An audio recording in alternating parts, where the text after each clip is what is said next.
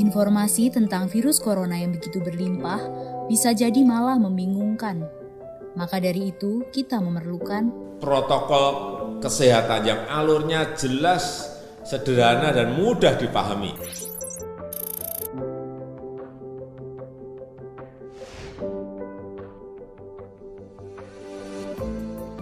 siapa yang berpotensi terpapar virus corona? Orang yang memiliki riwayat perjalanan 14 hari yang lalu ke negara dengan transmisi lokal COVID-19 atau merasa pernah kontak dengan pasien terkonfirmasi positif COVID-19. Apa yang perlu dilakukan jika memenuhi dua kondisi tersebut? Bila Anda merasa sehat, maka dianjurkan untuk melakukan karantina diri di rumah selama 14 hari sambil memonitor kondisi tubuh. Bila Anda merasa tidak sehat atau timbul gejala, segera lapor ke petugas kesehatan atau hubungi hotline center Corona untuk mendapatkan rujukan pemeriksaan ke fasilitas layanan kesehatan. Gejala apa yang perlu diperhatikan? Demam melebihi 38 derajat Celcius, batuk atau pilek, sakit tenggorokan, sesak atau gangguan pernafasan. Apakah perlu langsung datang ke layanan kesehatan? Apabila gejalanya ringan, utamakan menghubungi hotline center Corona atau rumah sakit rujukan terdekat untuk mendapatkan informasi mengenai langkah selanjutnya. Sambil mencari informasi, ini yang perlu dilakukan. Tetap hindari keluar dari rumah, istirahat yang cukup, banyak minum air putih dan makan makanan bergizi, mempraktekkan kebiasaan bersih seperti cuci tangan, dan membersihkan area-area yang tersentuh permukaan tangan. Gunakan masker agar percikan dari batuk atau bersin tidak mengenai orang lain, bahkan di dalam rumah sekalipun.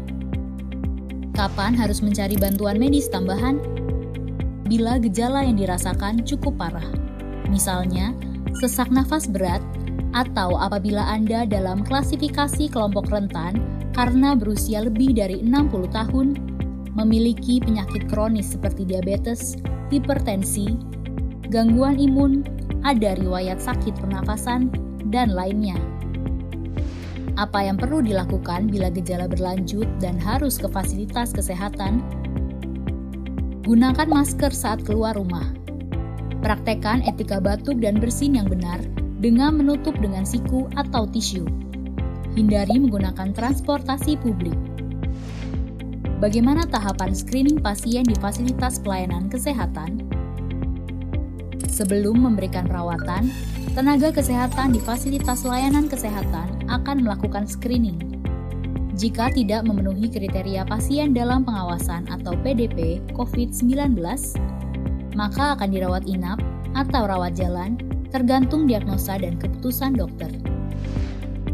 Jika memenuhi kriteria pasien dalam pengawasan COVID-19, maka akan dirujuk ke salah satu rumah sakit rujukan, didampingi oleh tenaga kesehatan yang menggunakan alat pelindung diri atau APD. Di rumah sakit rujukan, spesimen pasien diambil untuk pemeriksaan lab dan pasien akan ditempatkan di ruang isolasi. Spesimen dikirim ke Badan Penelitian dan Pengembangan Kesehatan atau Balitbangkes di Jakarta. Hasil pemeriksaan pertama akan keluar dalam 24 jam. Jika hasilnya negatif, pasien akan dirawat sesuai dengan penyebab penyakit. Jika positif, maka pasien akan dinyatakan sebagai penderita COVID-19, diambil sampel setiap hari, dan baru akan keluar dari ruang isolasi jika pemeriksaan sampel 2 kali berturut-turut hasilnya negatif. Itulah informasi dan protokol kesehatan untuk masalah COVID-19 yang perlu diikuti oleh masyarakat. Sakit akibat virus corona dapat disembuhkan. Namun begitu, lebih baik mencegah dan tidak menularkan kepada mereka yang lebih rentan.